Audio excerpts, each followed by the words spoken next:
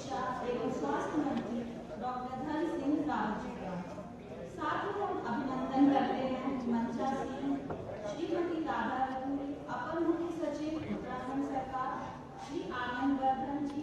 अपर मुख्य सचिव उत्तराखंड सरकार, श्री अरुण भगोलीवाल जी का प्रभारी अधिकारी RBI, श्री कल्पेश के आवासिया जी का मुख्य महाप्रबंधक SBI SNBC संयोजक और श्री VK विश्व जी का मुख्य महाप्रबंधक नाबार्ड उत्तराखंड क्षेत्रीय कार्यालय। मैं राज्य सरकार के विभिन्न विभागों के सचिव, विभागाध्यक्षों, बैंक से पधारे सभी वरिष्ठ अधिकारियों, विभिन्न विश्वविद्यालयों से आए उप कुलपति,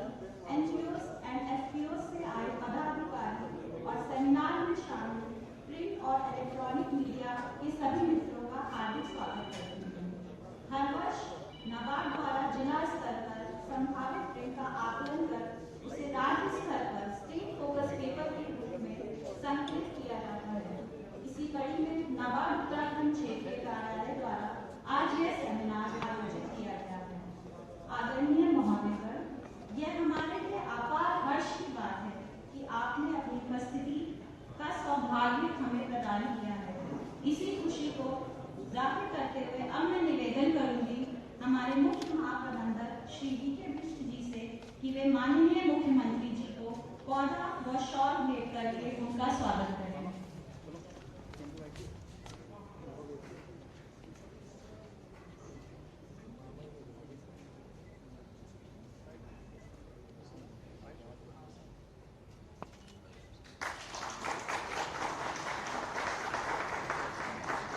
मैं पुनः हमारे मुख्य महाप्रबंधक श्री VK विश्व जी से अनुरोध करूंगी कि वे श्री गणेश जोशी जी का एवं डॉक्टर धन सिंह रावत जी का पौधा व शॉल भेंट करके स्वागत करें।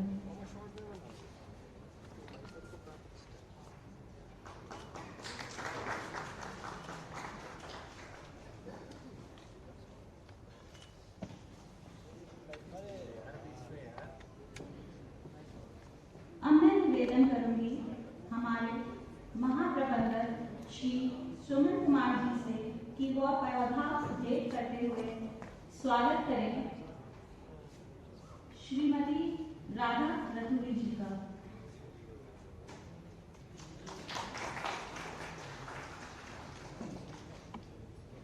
श्री आनंद वर्धन जी का,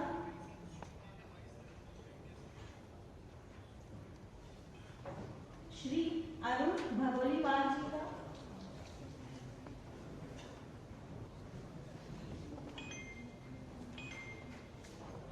एवं श्री कल्पेश के आवासिया जी का। सेमिनार में आप सभी की उपस्थिति और आपके सुझाव हमें कृषि और ग्रामीण विकास में नवाचार लाने में सहयोग प्रदान करेंगे। कार्यक्रम की विधिवत शुरुआत करते हुए मैं हमारे नाबार्ड उत्तराखंड क्षेत्रीय कार्यालय के मुख्य महाप्रबंधक श्री VK विश्व जी से अनुरोध करूंगी कि वे मंच पर आकर अपना स्वागत भाषण तथा सेमिनार का महत्व पर प्रकाश डालें। श्री विश्व जी। बहुत धन्यवाद। मंचासीन परम आदरणीय माननीय मुख्यमंत्री महोदय माननीय श्री गणेश जोशी जी, कृषि एवं कृषक कल्याण, सैनिक कल्याण और ग्राम्य विकास मंत्री उत्तराखंड सरकार, माननीय श्री धन सिंह रावत जी, स्वास्थ्य, सहकारिता एवं विद्यालय शिक्षा विभाग, आदरणीय श्रीमती राधा रतूड़ी जी, ACS, श्री आनंद वर्धन जी, अतिरिक्त मुख्य सचिव, श्री भगोलीवाल जी, प्रभारी अधिकारी RBI, श्री आवासिया जी, CGM भारतीय स्टेट बैंक एवं CGM SNBC, यहाँ उपस्थित विभिन्न विकास विभागों के सचिवगण, विश्वविद्यालयों के कुलपति, विभागाध्यक्ष, विभिन्न वाणिज्य बैंकों एवं अन्य बैंकों के नियंत्रक प्रमुख, FPOs, NGOs, सदस्य, मीडिया, प्रेस और नाबार्ड के मेरे साथीगण, सर्वप्रथम सभी को मैं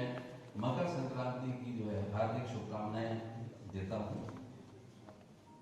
महोदय, वर्ष 2024-25 के लिए इस राज्य स्तरीय क्रेडिट सेमिनार में आप सभी का स्वागत करते हुए मुझे बेहद प्रसन्नता हो रही है और कार्यक्रम में अपना बहुमूल्य समय निकालकर उपस्थित होने के लिए मैं माननीय मुख्यमंत्री महोदय जी का आभारी हूँ, क्योंकि उनकी उपस्थिति मात्र ही हम सबके लिए जो है प्रेरणा का स्रोत है। राज्य में नाबार्ड की भूमिका, राज्य में बैंकरों से अपेक्षा है, उसके विषय में जो मेरी धारणाएं हैं वो मैं आपके सामने साझा करूंगा। आप जानते हैं कि नाबार्ड का रोल जो है क्रेडिट प्लानिंग में बहुत महत्वपूर्ण रहा है और राज्य के विभिन्न सेक्टर्स, सब सेक्टर्स में क्या क्या हो सकता है, क्या क्या जनपदों में हो सकता है, इसका एक आकलन जो है नाबार्ड ने किया है और डिस्ट्रिक्ट लेवल जो पोटेंशियल प्लान होते हैं वो हमने तैयार किए हैं और उसी को हमने एकत्रित करके एक संकलन किया हुआ है राज्य फोकस पेपर के रूप में, जो आज यहाँ पे हम आप सबके सामने रिलीज होगा। आपको ये मैं बता दूं कि इस साल का जो प्राइवेट सेक्टर लेंडिंग टारगेट है वो लगभग 35,000 करोड़ रुपए है। इसके सापेक्ष नाबार्ड ने अगले साल के लिए लगभग 15% अधिक यानी कि 40,158 करोड़ का प्लान तैयार किया हुआ है और इसमें हमने सबसे ज्यादा जो इम्पोर्टेंस दी है वो एमएसएमई सेक्टर को दिया है। उसका शेयर लगभग 49% है, एग्रीकल्चर का शेयर 41% है और अदर प्राइवेट सेक्टर उसका शेयर 10% है। राज्य के हमारे विभागों से और विशेषकर हमारे बैंकों से हमारा अनुरोध रहेगा कि जो लक्ष्य हमने तय किया हुआ है और जिसे एसएलबीसी अंततः अपनाएगी उसे हम लोग शाखावार उस चीज को हम लोग तय करेंगे और उसे हासिल करेंगे, ऐसा मुझे पूर्ण उम्मीद है। यहाँ मैं बताते चलूं कि हमारे पड़ोसी राज्य हिमाचल का अगले साल के लिए लक्ष्य लगभग 35,000 करोड़ रुपए, जबकि हमारा जो लक्ष्य है वो लगभग 40,158 का हमने रखा हुआ है अगले साल के लिए। जम्मू और कश्मीर यूटी का जो लक्ष्य है, मैं इसलिए कह रहा हूँ कि ये सब स्टेट्स हमसे बिल्कुल कंपेरेबल हैं, उनका लक्ष्य 36,500। इसका मतलब ये है कि हमने जो पिछले 2-3 सालों में जो राज्य सरकार की जो भी योजनाएं हैं, बैंकों की जो स्कीमें हैं, नाबार्ड की स्कीमें हैं, उसमें हमने अच्छा प्रयास किया है, जिसकी वजह से हमने अगले साल के लिए लक्ष्य अधिक रखा हुआ है। महोदय, मैं आपका ध्यान कुछ महत्वपूर्ण इश्यूज के ऊपर लाना चाहता हूँ। सबसे पहला इशू जो है राज्य में जो चिंता का विषय है वो है हमारा सीडी रेशियो। सीडी रेशियो हमारा जो है राज्य का कुछ कम है और इसमें लगभग 55% का सीडी रेशियो हमारा है और हमारे 13 में से 9 डिस्ट्रिक्ट्स ऐसे हैं कि जिनका सीडी रेशियो 40% से कम है। इसके लिए अलग से कमेटी भी स्थापित की गई है, बैंकर्स और साथ साथ गवर्नमेंट डिपार्टमेंट इसके ऊपर विचार विमर्श करके कोशिश हमारी होती है कि सीडी रेशियो हमारा ज़्यादा हो। तो मैं समझता हूँ कि जहाँ जहाँ सीडी रेशियो कम है, जो क्रेडिट स्टार्व डिस्ट्रिक्ट्स हैं, उसमें सीडी रेशियो हम लोग ज़्यादा हम लोग करने का प्रयास हम लोग करेंगे। दूसरा जो महत्वपूर्ण मुद्दा है वो है हमारे किसानों का और एग्रीकल्चर का। लगभग 7,60,000 किसान ऐसे हैं कि जो पीएम किसान के साथ जुड़े हुए हैं और इसमें से कुछ किसान ऐसे हैं जिनको केसीसी कार्ड प्राप्त नहीं हुआ है। अगर बैंकर्स साथी हमारा थोड़ा सहयोग करेंगे तो मैं समझता हूँ जो 71,000 किसान इस समय आच्छादित नहीं हो पाए हैं, उन्हें हम लोग केसीसी कार्ड हम लोग दे पाएंगे। और साथ साथ इसके साथ साथ जो है एक केसीसी सैचुरेशन की जो ड्राइव इस समय शुरू हो चुकी है, विकसित भारत संकल्प यात्रा के जरिए, पीएम जनमन के जरिए, इसके थ्रू हम लोग जो इस चीज को अचीव करेंगे, ऐसा मुझे उम्मीद है। महोदय, नाबार्ड एक वित्तीय संस्थान ही नहीं, नाबार्ड एक बहुत बड़ा मिशन है और इस मिशन के अनुरूप वित्तीय साक्षरता के लिए भी नाबार्ड अग्रसर रहा है। पिछले 3 सालों में नाबार्ड ने लगभग 16.5 करोड़ रुपया अलग अलग बैंकों को ग्रांट के रूप में पैसा दिया हुआ है और इसके द्वारा जो है विभिन्न योजनाएं, चाहे कैंप्स हो, मोबाइल वैन्स हों, हैंड हेल्ड प्रोजेक्टर हैं, माइक्रो एटीएम्स हैं, इत्यादि बहुत सारी योजनाएं जो है बैंकों को दी गई हैं और बैंकों ने उसका काफ़ी लाभ उठाया है। और मुझे उम्मीद है ये चीज़ हमारी जारी रहेगी और सभी बैंक इसमें सहयोग भी करेंगे। माइक्रो फाइनेंस एक बहुत ही इम्पोर्टेंट प्रोग्राम रहा है हमारे देश का और पिछले 30 सालों से नाबार्ड ने इस चीज़ को आगे किया हुआ है। सबसे पहले 1992 में माइक्रो फाइनेंस प्रोग्राम नाबार्ड ने जब स्टार्ट किया था, एक पायलट स्केल के रूप में किया था और आज ये स्थिति है कि लगभग जो है 1 करोड़ 30 लाख स्वयं सहायता समूह पूरे भारत में हैं और उसी हिसाब से हमारे उत्तराखंड राज्य में भी बहुत सारे स्वयं सहायता समूह SRLM की योजना के तहत हैं। वैसे ही जो जॉइंट लाइबिलिटी ग्रुप्स हैं वो तकरीबन 2.5 करोड़ पूरे देश में हैं और लगभग 3 लाख हमारे राज्य में हैं। बैंकों से अपेक्षाएं हैं कि इन माइक्रो फाइनेंस के जो ग्रुप्स हैं, हमारे जो SHGs हैं और JLGs हैं, इसको पोटेंशियल मानते हुए इसमें अधिक से अधिक हम लोग ऋण देंगे, ऐसा मुझे उम्मीद है। कोशिश ये भी रहती है कि इस प्रकार के जो माइक्रो फाइनेंस ग्रुप्स हैं उनको मार्केट दिलवाने के लिए नाबार्ड की बहुत सारी स्कीमें हमारे पास हैं। ग्रामीण हाट है और तमाम प्रदर्शनियाँ होती हैं इस प्रकार के प्रोग्राम में। पिछले 2 माह पूर्व हम लोगों ने सर एक बहुत बड़ा मेला यहाँ पे किया था जो कि राष्ट्रीय स्तर का था और उसमें करीब 100 स्टॉल्स थे और लगभग 3.5 करोड़ रुपए के ग्रामीण उत्पाद उसमें जो है उनकी सेल्स हुई सर। यहाँ पे GI टैग एक बहुत महत्वपूर्ण योजना नाबार्ड की रही है और नाबार्ड ने लगभग पूरे देश में 200 GI टैग को सपोर्ट किया है। सर्वप्रथम हमने उत्तराखंड राज्य में आज से 3 साल पहले 6 GI टैग्स उनको समर्थन किया था। GI टैग्स के आने के पश्चात ये होता है कि जो हमारे आर्टिजन्स हैं, हमारे किसान हैं, उनकी मार्केटेबिलिटी ज़्यादा होती है और रोजगार में काफ़ी उनको बढ़ावा प्राप्त होता है। इस समय उत्तराखंड सरकार के बहुत अच्छे प्रोग्राम चल रहे हैं जिसमें GI टैग अभी हाल ही में 18 GI टैग यहाँ पे दिए गए हैं और हम इसे आगे भी जारी हम लोग रखेंगे। नेशनल रिसोर्स मैनेजमेंट जिसमें watershed program, tribal development program NABARD का एक फ्लैगशिप कार्यक्रम रहा है सर और नेचुरल रिसोर्स मैनेजमेंट प्रोग्राम में वाटरशेड में लगभग जो है 10,000 हेक्टेयर का एरिया आच्छादित हुआ है। इस 10,000 हेक्टेयर की जो भूमि है इसमें जो है जल की और मृदा की जो हम लोगों ने सुरक्षा की है, इसके द्वारा जो है इस 10,000 हेक्टेयर में जल का स्रोत हमारे बड़े हैं और साथ साथ जो है सॉइल कंजर्वेशन का काम हुआ है और लोगों ने एग्रीकल्चर को अपनाया है। वैसे हमारे आदिवासी आबादी लगभग 4,500 लोगों को हम लोगों ने बाग और बगीचे वगैरह देके उनको हम लोगों ने रोजगार के नए अवसर हम लोगों ने दिए हुए हैं। हम सब सभी जानते हैं कि हमारी छोटी छोटी जोतें हैं, इन जोतों में जो है कोई भी एक्टिविटी अगर हम लोग करते हैं बहुत ज़्यादा प्रोडक्टिविटी नहीं हो पाती है। इसलिए नाबार्ड ने FPO की योजना आज से 12-13 वर्ष पूर्व स्टार्ट की थी और आज ये स्थिति है कि भारत सरकार ने भी बहुत महत्वाकांक्षी योजना सेंट्रली स्पॉन्सर्ड स्कीम जो है FPOs को दी हुई है जिसमें पूरे देश में लगभग 10,000 FPOs का गठन हो रहा है। इसी के साथ उत्तराखंड राज्य में भी लगभग 250 FPOs का गठन हो चुका है जिसमें से 137 FPOs सिर्फ नाबार्ड के द्वारा ही प्रमोटेड हैं और इन FPOs के आने के पश्चात जो है हमारी छोटी छोटी जो चीज़ें हैं जो आपस में जैसे मार्केटिंग है, उनके रॉ मटेरियल्स हैं, वो सब एक साथ ये लोग कार्य अपना कर रहे हैं जिससे काफ़ी लोग जो है लाभान्वित हो रहे हैं। ऑर्गेनिक प्रोड्यूस या RAS सिस्टम या इस प्रकार की जो योजनाएं हैं ये हमारे लिए अभिनव योजनाएं हैं जो हम लोग राज्य में हम लोग इस समय कर रहे हैं क्योंकि हम लोग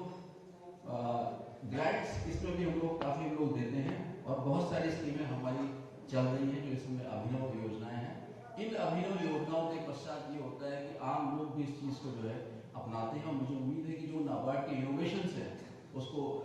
देखकर अन्य लोग भी आगे आएंगे। आप जानते हैं कि नाबार्ड का एक विशेष रोल रहता है रूरल इंफ्रास्ट्रक्चर में। पिछले 29 सालों से RIDF योजना के तहत नाबार्ड राज्यों में अलग अलग जो है इंफ्रास्ट्रक्चर डेवलप हम लोग कर रहे हैं। बड़ा अच्छा लगता है मुझे कहने में कि लगभग लगभग 12 डिपार्टमेंट इस समय जो है RIDF के साथ जुड़े हुए हैं और इसमें नाबार्ड ने लगभग 11,500 करोड़ का ऋण जो है राज्य सरकार को दिया है और लगभग 5,000 के ऊपर स्कीम्स हैं। एक आउटकम के रूप में मैं आपके सामने रखूं तो इसमें लगभग 2.29 लाख हेक्टेयर की जो है भूमि सिंचित हो पाई है। 15,500 किलोमीटर की जो है रूरल रोड्स की स्थापना हुई है। लगभग 27,000 मीटर के रूरल ब्रिजेस की स्थापना हुई है। लगभग 24 लाख ग्रामीण आबादी को पेयजल की सुविधा प्राप्त हुई है।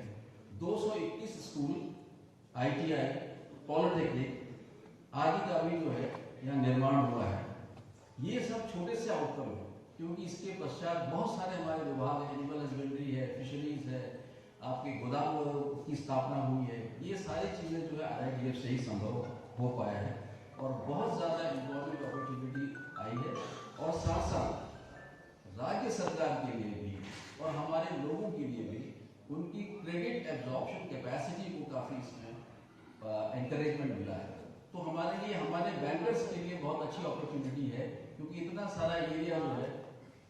उसका जो है विकास हुआ है। नाबार्ड अपने फंड से भी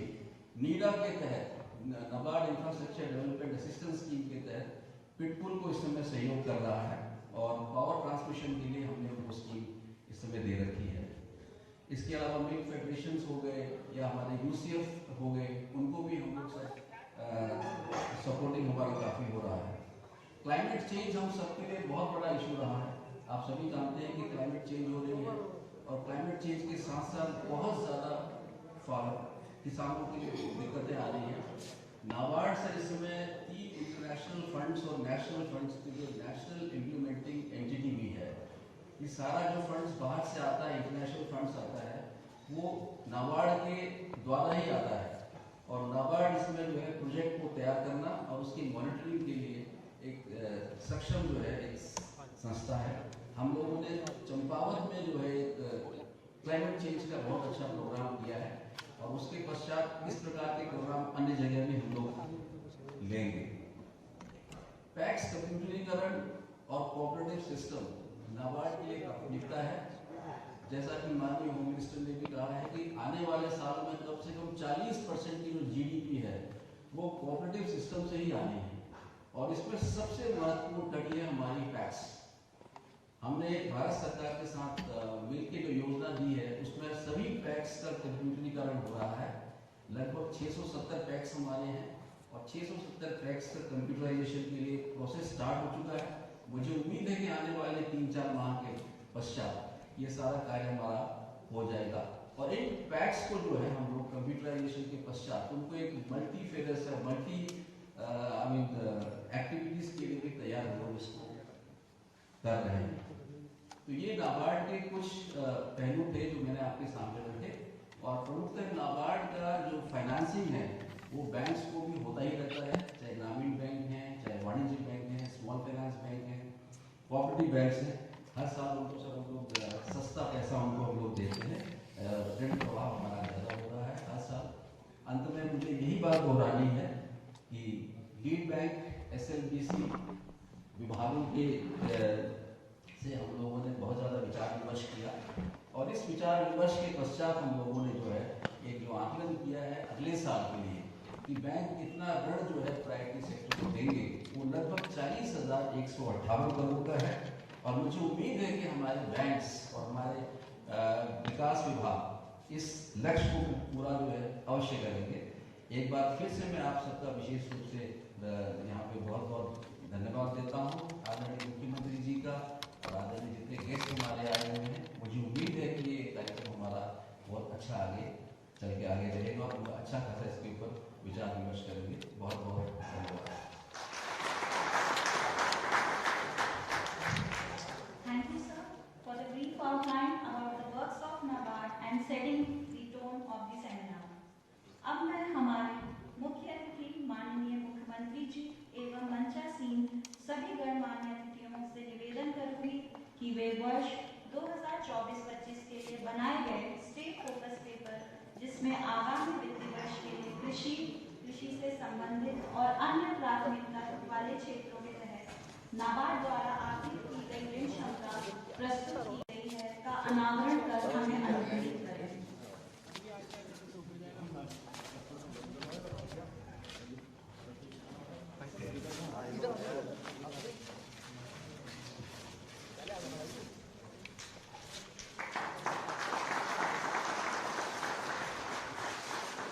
पेपर के लिए राज्य सरकार और भारत सरकार के विभिन्न विभागों द्वारा जारी की गए डेटा का प्रयोग किया जाता है।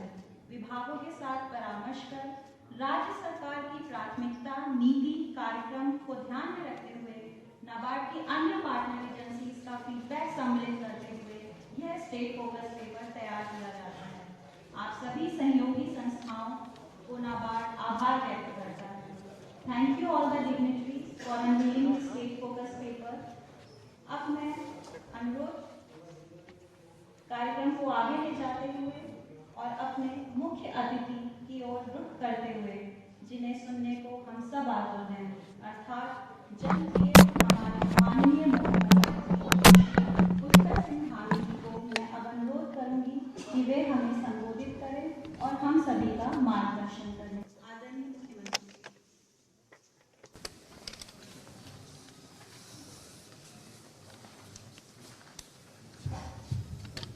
भारत माता की भारत माता की स्टेट क्रेडिट सेमिनार 2024-25 के इस कार्यक्रम में मंचा से हमारे कृषि एवं अनेक विभागों के मंत्री आदरणीय गणेश जोशी जी, हमारे शिक्षा कोऑपरेटिव समिति अनेक विभागों के मंत्री आदरणीय डॉक्टर धन सिंह रावत जी, अपर मुख्य सचिव राधा रतूड़ी जी, अपर मुख्य सचिव श्री आनंद बर्धन जी और सीजीएम नाबार्ड श्री विनोद कुमार बिष्ट जी, जिन्होंने बहुत विस्तार से यहाँ पर हम सबके समक्ष पूरी रूपरेखा रखी, श्री अरुण जी, श्री कल्पेश जी सीजीएम एसवीटी, हमारे अतिथिगण श्री कुलपति डॉक्टर परमिंदर कौशल जी, हमारे स्टेट सहकारिता बैंक के आदरणीय चांद सिंह रावत जी,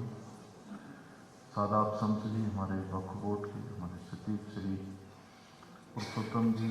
हमारे विनोद कुमार सुमन जी, रजिस्ट्रार श्री पांडे जी समेत सभी आए हुए सभी विभागों के हमारे अधिकारीगण, सभी बैंकों से जुड़े हुए सभी प्रतिनिधिगण, सभी लाभार्थीगण, भाइयों बहनों, मैं सबसे पहले तो आज इस महत्वपूर्ण स्टेट क्रेडिट सेमिनार कार्यक्रम में मुझे भी बिष्ट जी ने और उनकी पूरी टीम ने यहाँ सहभाग करने का अवसर दिया, आप सबके बीच में आने का अवसर दिया। मैं सभी का इस आयोजन, इस स्टेट क्रेडिट सेमिनार आयोजन करने वालों को सबको मैं अपनी ओर से बहुत धन्यवाद करता हूँ। और इस अवसर पर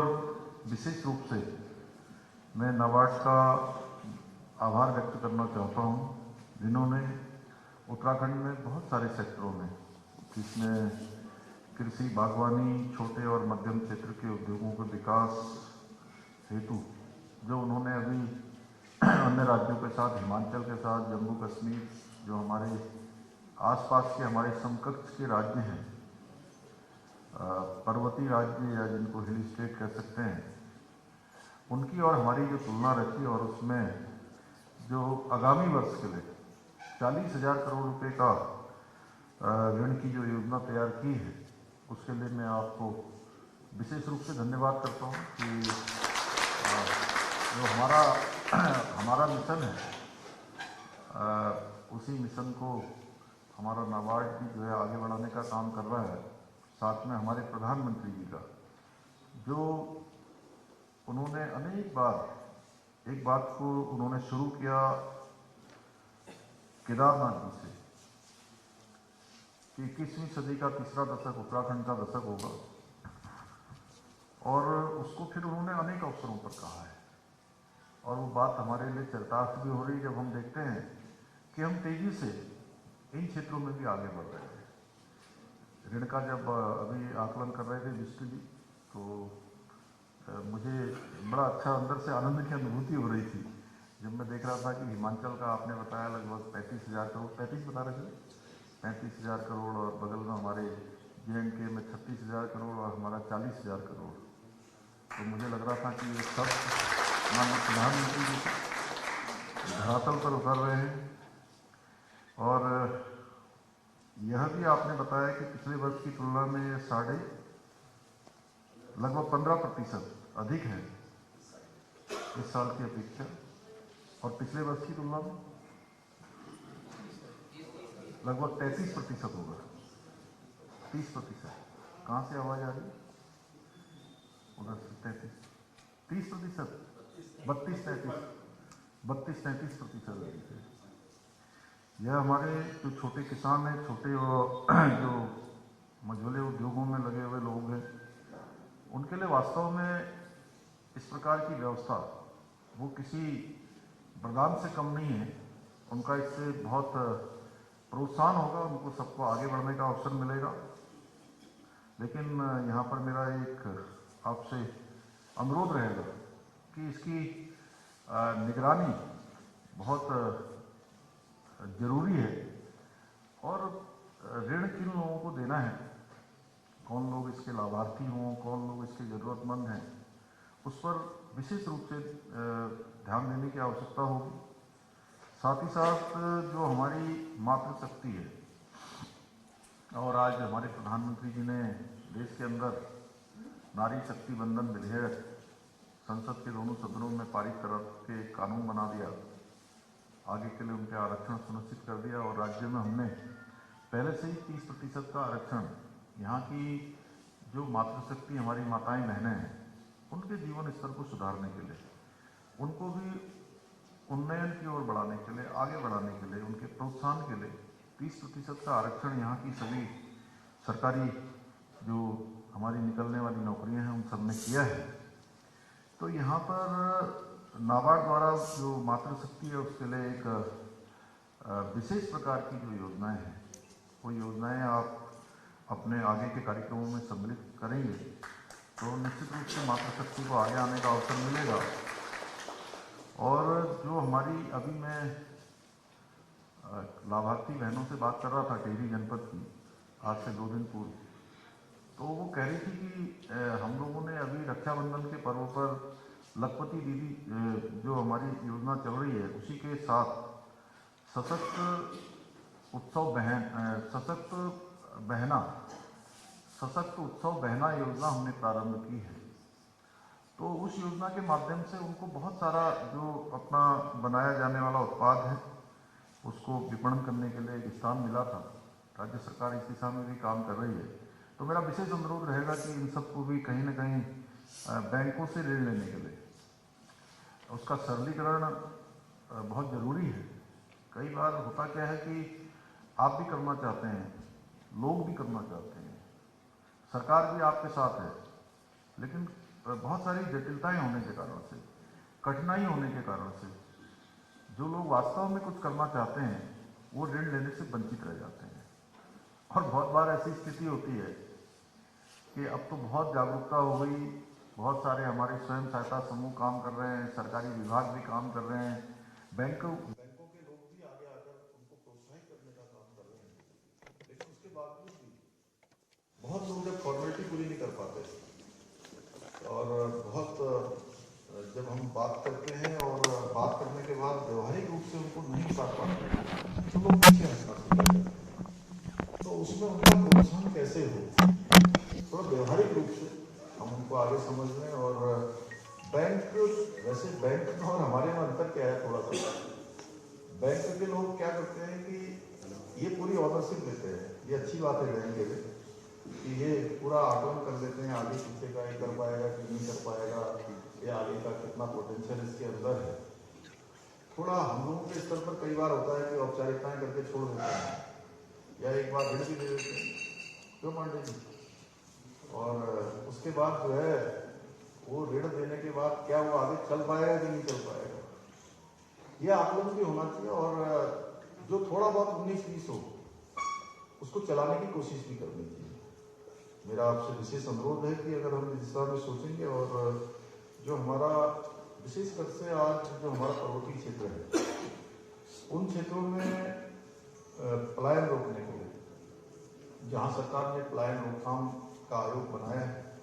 और लगातार उस पर काम कर रहे हैं, तो आप सबसे भी मेरा अनुरोध है कि ये जो हमारे पर्वतीय जनपद हैं उनके लिए विशेष अभियान चलाकर कैंप के माध्यम से सरलीकरण ऋण का करते हुए उन सबको इस व्यवस्था से जोड़ा जाए, इस व्यवस्था को आगे बढ़ाने का काम किया जाए। मेरा मानना है कि ऋण और लोन क्रेडिट जो है जरूरतमंद और योग्य लोगों तक आसानी से पहुंचे, उसमें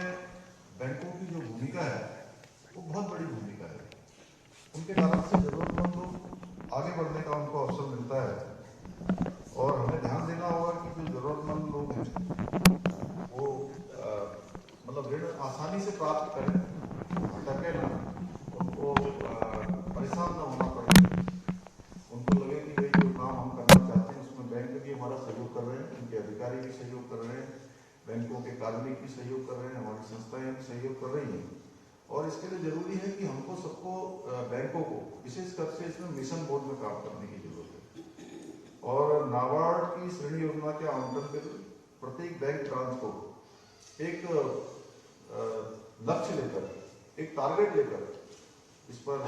काम करना होगा। भाइयों बहनों, ग्रामीण और पिछड़े इलाकों का जो विकास है वो बहुत ही महत्वपूर्ण है, और ये जो हमारा रिवर्स पलायन है इसको रोकने के लिए भी जहाँ सरकार इस दिशा में काम कर रही है, तो बैंकों को भी इसके लिए मिशन मोड में काम करने की आवश्यकता है। हमारी सरकार लगातार ग्रामीण इलाकों में जो आधारभूत सुविधाएं हैं, सड़क कनेक्टिविटी आदि को मजबूत करने के लिए निरंतरता से काम कर रही है। उसके पीछे हेतु है कि जो समाज में बिल्कुल समाज के अंतिम छोर में खड़े हुए हैं उन सबको भी आगे लाया जाए, उनके जीवन को भी परिवर्तन किया जाए, उनके जीवन को भी कहीं न कहीं प्रोत्साहन देने का काम हम सबके माध्यम से हो। और हम दूरदर्शिता के साथ उत्तराखंड का विकास करना चाहते हैं। ये आपकी जो योजनाएं हैं आप स्वयं देख रहे हैं, तो योजनाओं में जिस प्रकार की योजनाओं को लगातार संदिग्ध किया जा रहा है, हमारे सभी सरकार में बैठे हुए लोग, हमारे अधिकारीगण, हमारे सरकार के जितने भी लोग हैं वो सभी इस काम में लगे हैं, शासन के लोग। और दूरदर्शिता के साथ उत्तराखंड का विकास हमारी प्राथमिकता है, और हमारी पूरी सरकार गंभीरता के साथ इसके लिए काम कर रहे हैं। हम चाहते हैं कि जैसे हमारे शहरी इलाकों का विकास हो रहा है, उसी तरीके से जो हमारे दूर दराज के क्षेत्र हैं, ग्रामीण क्षेत्र हैं, वहाँ भी एकीकृत रूप से, समान रूप से विकास पहुँचे। मैं आप सभी बैंकिंग सेक्टर के लोगों का ध्यान इस ओर दिलाना चाहता हूँ कि अभी जब आप पढ़ रहे थे तो आप यहाँ से बात कर रहे थे, तो अभी भी जो हमारे 9 जनपद हैं, उन 9 जनपदों का अभी उतना योगदान अभी नहीं आ पा रहा है इसमें जितना आना चाहिए। और विशेषकर से हमारे 3 जिले रुद्रप्रयाग, बागेश्वर और टिहरी जो ऋण की कमी वाले जिले हैं, आपसे मैं अनुरोध करूंगा कि इन जिलों को ऋण आवंटन में विशेष रूप से ध्यान दिया जाए और समान रूप से इनको भी आगे बढ़ाने के लिए हमारी योजना बने। इसके साथ ही जो पीएम किसान सम्मान निधि स्कीम के अंतर्गत 7.60 लाख लाभार्थी हैं और 6.89 लाख किसानों को क्रेडिट कार्ड दिए गए हैं, जबकि राज्य में अभी भी 73,000 किसान जो है क्रेडिट कार्ड की जो सुविधा है उस सुविधा से अभी छूटे हुए हैं। इस कमी को पूरा करने के लिए भी हम लोगों को सामूहिक रूप से प्रयास करना होगा, क्योंकि इससे अच्छा कोई मंच नहीं हो सकता। और किसान क्रेडिट की बात मैंने इसलिए करी कि हर बार जब भी हम माननीय प्रधानमंत्री जी के साथ पूरे देश के मुख्यमंत्रियों का कॉन्क्लेव होता है, उस कॉन्क्लेव में ये उनकी फ्लैगशिप स्कीमों में आता है, तो इस पर विशेष रूप से उनका भारत सरकार का भी फोकस है तो इस ओर हमें भी ध्यान देने की आवश्यकता है। भाइयों बहनों, बैंकों के अलावा हमारी सरकार आम लोगों के लिए जो सब्सिडी है, क्रेडिट लिंक योजनाएं हैं, ब्याज अनुदान जैसी अनेक योजनाओं को लागू कर रही है, जिसमें मुख्यमंत्री स्वरोजगार योजना है, दीनदयाल उपाध्याय सहकारिता किसान कल्याण योजना है, ऐसी अनेकों योजनाएं, चाहे वो आज कृषि के क्षेत्र में, सहकारिता के क्षेत्र में, पशुपालन के क्षेत्र में, पर्यटन के क्षेत्र में अनेक योजनाओं पर हम काम कर रहे हैं। मेरा बैंकों से ये निवेदन रहेगा कि राज्य में ऋण का जो प्रभाव है वो बढ़ाने के लिए उन्हें भी इन योजनाओं का लाभ उठाना चाहिए। मेरा बैंकों से एक और महत्वपूर्ण आग्रह है कि आप राज्य के सभी किसानों को किसान क्रेडिट कार्ड उपलब्ध करवाने के लिए एक विशेष कैंपेन चलाएं, जिससे ऋण का लाभ किसानों तक सही समय पर पहुंच सके। यहाँ पर एक बात और अहम है कि हमारे राज्य की जो जलवायु है, यहाँ की जो भौगोलिक परिस्थिति है, इसमें बागवानी है, एरोमेटिक है, plants, medicinal plants, dairy, fishery, मधुमक्खी पालन, मशरूम पालन, जैविक कृषि के लिए सर्वाधिक अनुकूल यहाँ का जो वातावरण है वो है। और इन क्षेत्रों में भी ऋण प्रवाह को बढ़ाने के लिए विशेष कैंपेन आप चला सकते हैं, क्योंकि मेरा ये सुझाव है कि इसमें जो बातें मैं लोगों के बीच में गया हूँ, उनके बीच में से जो बातें आई हैं, मुझे लगा कि आप इसको जरूर इस ओर आपका ध्यान दिलाना चाहिए। मुझे विश्वास है कि इस कार्य में हमारी सरकार को आपका सहयोग अवश्य मिलेगा। आप जो भी योजनाएं चलाएंगे, आप जिस दिशा में भी आप ध्यान करेंगे, वहाँ हम लोग आपके सहयोग में खड़े हैं।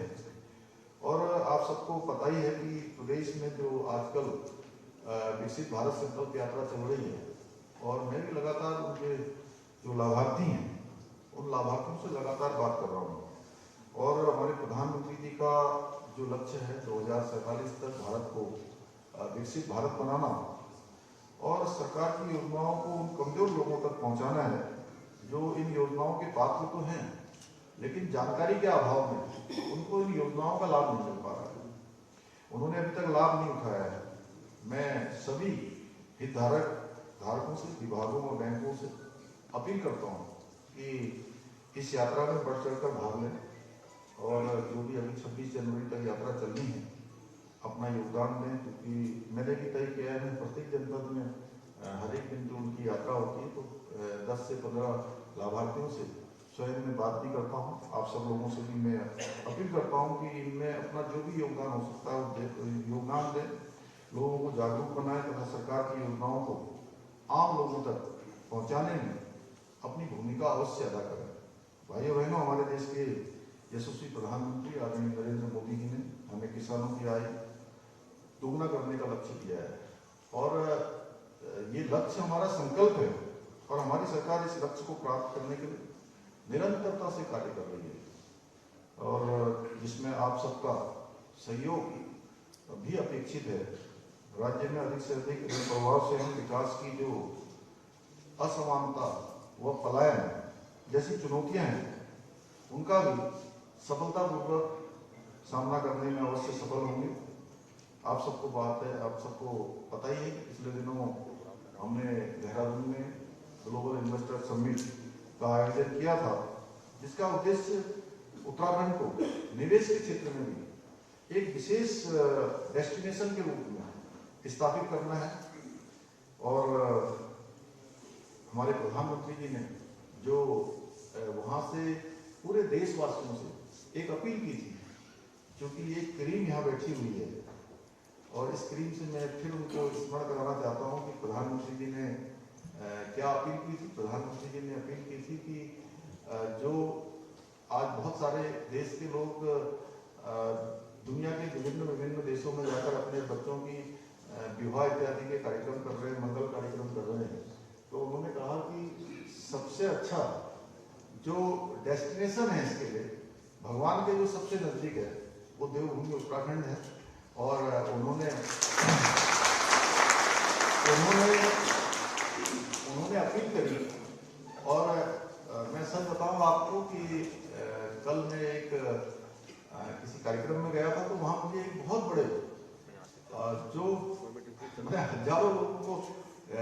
होटलों में रोज सुविधाएं देते हैं, कई हजार लोगों को, और बड़ा उनका खुद का डेस्टिनेशन है। मुझे बोले कि मैं अपने बेटे की शादी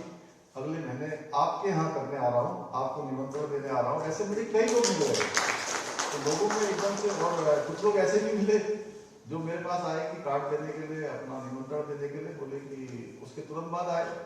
तो बोले कि अब मैं आपको नहीं कह सकता कि आप आइए, लेकिन हमने पहले अपने बच्चों की शादी जो है पहले बुकिंग करवा ली थी किसी अपने जगह पर, देश से बाहर। हमारे मंत्री जी भी बैठे हैं यहाँ पर, इनको ही पता है, लेकिन उन्होंने कहा कि हम एक कार्यक्रम हम उत्तराखंड में करेंगे, अगला कार्यक्रम, मतलब अब विवाह का कार्यक्रम तो हमने बाहर कर लिया था पहले, क्योंकि पहले से निर्धारित था 6 महीने 7 महीने 8 महीने से, लेकिन अगला कार्यक्रम हम उत्तराखंड में करेंगे। तो इस तरीके से आज एक बड़ा डेस्टिनेशन इस क्षेत्र में भी हमारा बन रहा है। तो इस क्षेत्र में भी आप सबकी जहाँ जहाँ आपको लगे कि आपकी सहभागिता इसमें हो सकती है, इसको बढ़ाने में, इंफ्रास्ट्रक्चर को, लोगों को लाने में, लोगों को प्रोत्साहित करने में, इस दिशा में भी आप सब योगदान देंगे। मैं चाहता हूँ कि आप लोग हमारे यहाँ निवेश करने वाले और निवेशकों के साथ मिलकर कुछ विशेष योजनाओं पर काम करें, जिससे कि उत्तराखंड का समुचित रूप से जो विकास है वो सुनिश्चित किया जा सके। मुझे पूरा विश्वास है कि आप लोग इसी प्रकार हमारे प्रदेश के किसानों के लिए, समाज के अंतिम छोर में खड़े हुए लोगों के लिए, छोटे उद्योगों को बढ़ावा देने के लिए, हर एक व्यक्ति के जीवन स्तर को आगे बढ़ाने के लिए निरंतरता से कार्य करते रहेंगे। आप सभी को इस सेमिनार के सफल आयोजन के लिए मैं अपनी बहुत शुभकामनाएं देता हूँ। अच्छा होता कि ऐसे कार्यक्रम में हम लोग पूरे दिन भर बैठते और मंथन करते, क्यों आनंद? तो आप लोगों के बीच में जो है कुछ सीखने का भी अवसर मिलता, योजनाओं की बारीकी से जानकारी भी होती, और जहाँ जो हम लोग दिन भर हम लोग भ्रमण करते रहते हैं, गणेश जोशी जी भी करते हैं, धन सिंह जी भी करते हैं, हमारे सामने बैठे हुए लोग भी, आप लोगों में से सब लोग जो बहुत बार लोगों के बीच में जाने से कई सारे फीडबैक जो हमको मिलते हैं वो बड़े महत्वपूर्ण फीडबैक होते हैं और बड़े व्यवहारिक होते हैं। वो फीडबैक आप सबके पास होंगे, अगर मैं भी होता तो अच्छा होता, लेकिन क्योंकि पहले से कार्यक्रम निर्धारित थे और आपका एक कार्यक्रम होना भी जरूरी था, आपने कहा था कि आप आएंगे तभी होगा ये शुरू यहाँ से। तो मेरी बहुत शुभकामनाएं है कि ये जिस उद्देश्य के लिए सेमिनार किया जा रहा है वो सफल होगा, और जो हमारा संकल्प है कि हमारा राज्य उत्तराखंड हिंदुस्तान के श्रेष्ठ राज्यों में, हिंदुस्तान के अग्रणी राज्यों में हमारा राज्य है। हमारे प्रधानमंत्री जी का जो कथन है वो कथन हमारा सत्य हो, वो धारण हो। मेरी शुभकामनाएं। धन्यवाद।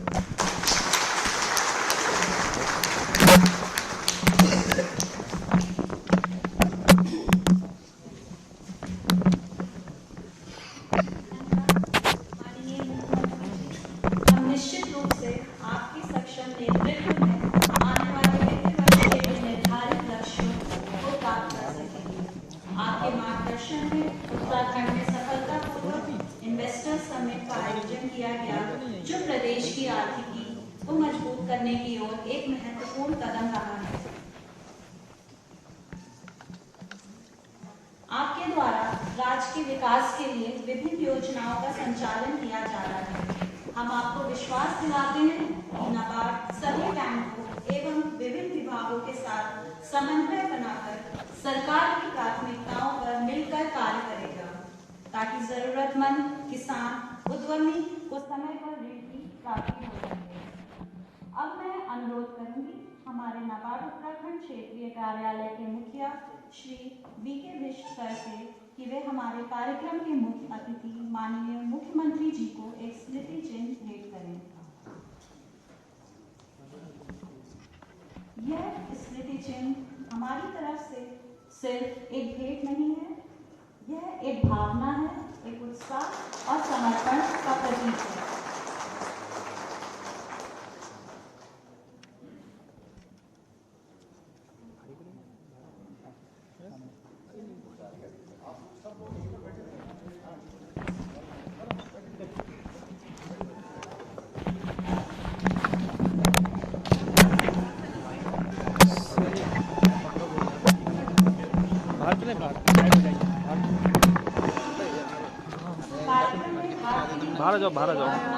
बाहर करते हैं। मैं नाबार्ड की ओर से माननीय मुख्यमंत्री जी का हृदय से आभार व्यक्त करती हूँ। चलो हमें ऐसे ही माननीय जल्दी बाहर करेंगे। चलिए।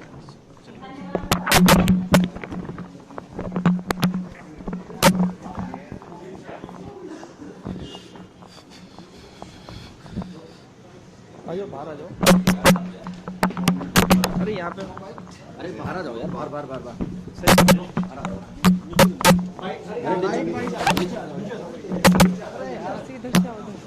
चलिए